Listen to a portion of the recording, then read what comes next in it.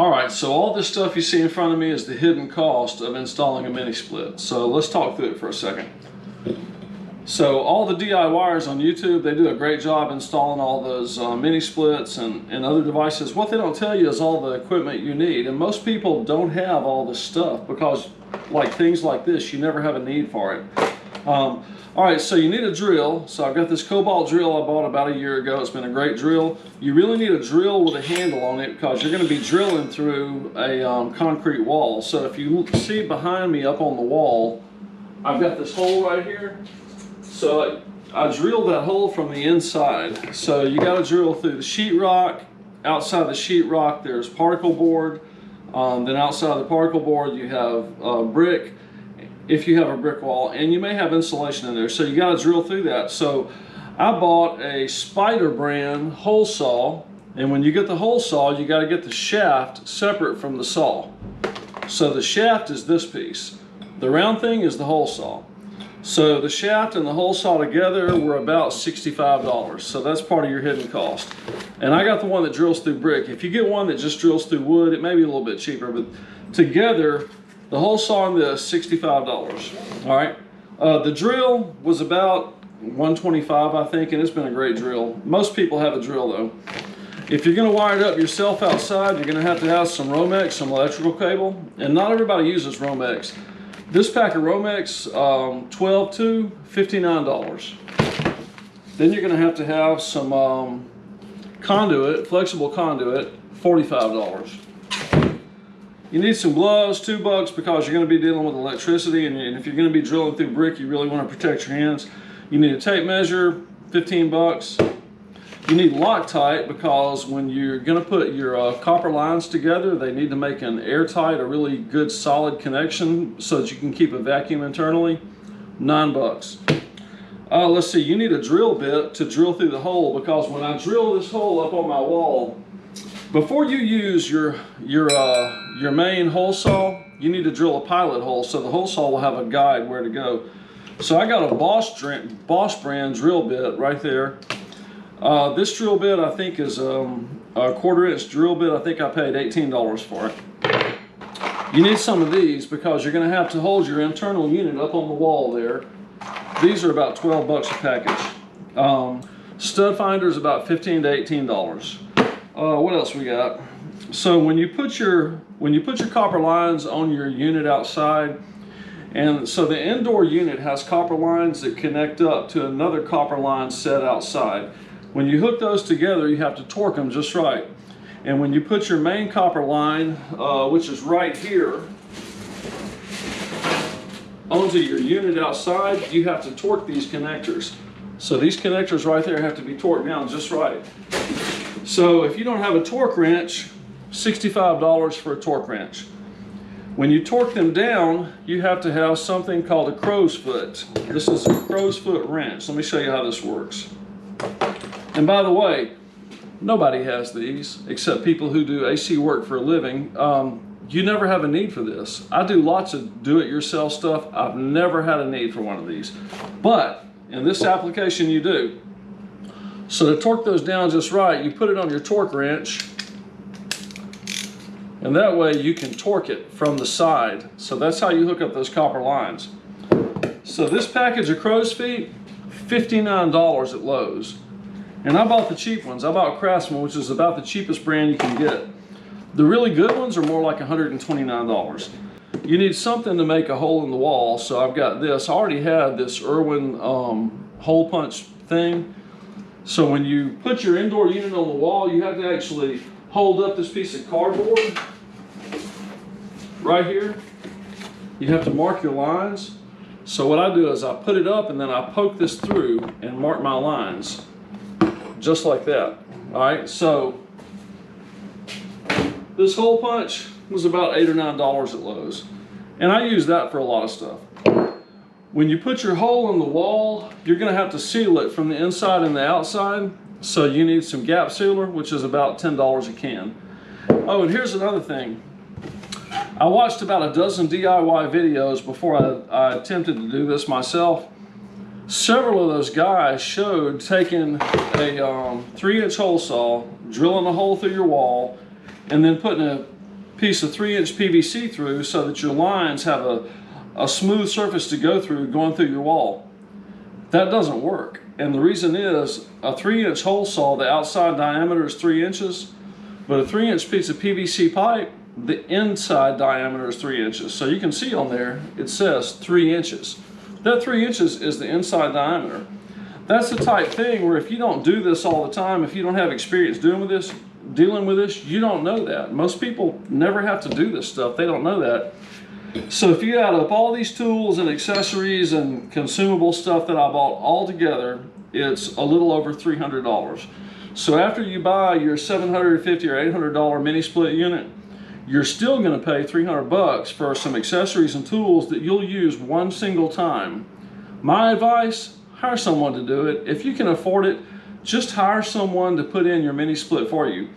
There's a lot of things that could go wrong. If you put in your mini split and you don't torque your lines down properly and you don't pull a vacuum properly, then air is going to get into your line or your freon is going to leak out. And if you call someone to work on one of these mini split units and they didn't install it, they're going to charge you a crazy amount of money to come put freon in your line if they're even willing to work on it.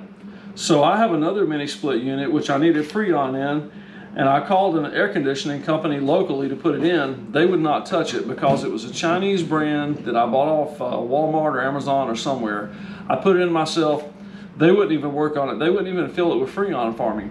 What they wanted me to do is to hire them and pay them about $4,000 to put a new one in, which I never did. I ended up fixing it myself. There's other cost to you. You have to buy the electrical junction box that goes on your wall outside. You got to buy a breaker for that. That's easily $100. If you buy this extra outdoor unit right here, which has just a couple of breakers, it pulls electricity off your main incoming line, and it has one tap that goes to my main air conditioner right here. It has another tap which we put in when we put in that mini split. That tap goes to that mini split. So just this box and the breakers and the conduit and all the wiring, you're going to pay about $125 for it. When you hire someone to put it in, they're going to charge you $400 to $500 to show up and put it in. And here's the thing, most electricians now are not going to show up unless they're going to make $300 to $400. And when you get there, see, there's no standardized price for electrical work. So what they told my neighbor may not be the same thing they tell me to put it in. I think they show up and they figure out how much they can charge you, and that's what they charge. They charge whatever they think you can afford to pay. So I may pay $300 to have this put on my wall and have all the electrical work done, and someone else in another state may pay $800. So there's no real standard on what you're going to pay. So be prepared to spend a lot of money if you're going to have this done. That's if you can even find someone willing to show up and do this small job. Most people just want to do bigger jobs. Oh yeah, and one more thing while I'm talking about hidden costs. So this panel on the wall, aside from the cost for the panel, the breaker, the cable, the conduit, and all that stuff, if you're not a licensed electrician, you probably don't need to do this, because a lot of municipalities have a community development department that goes around and they inspect things. They actually sometimes ride around and look for homeowners that are adding things to their house.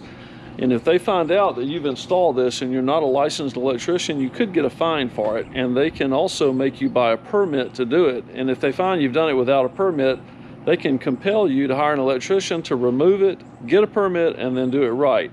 And that could cost hundreds or potentially even $1,000. So also, if you're not a licensed electrician, or if you don't know a lot about electricity, don't try and do this, because the lines that come out of the main breaker panel and go into the small one are high voltage, and that can kill you. So don't mess with this unless you're absolutely certain you know what you're doing. Also, one more thing, or two more things.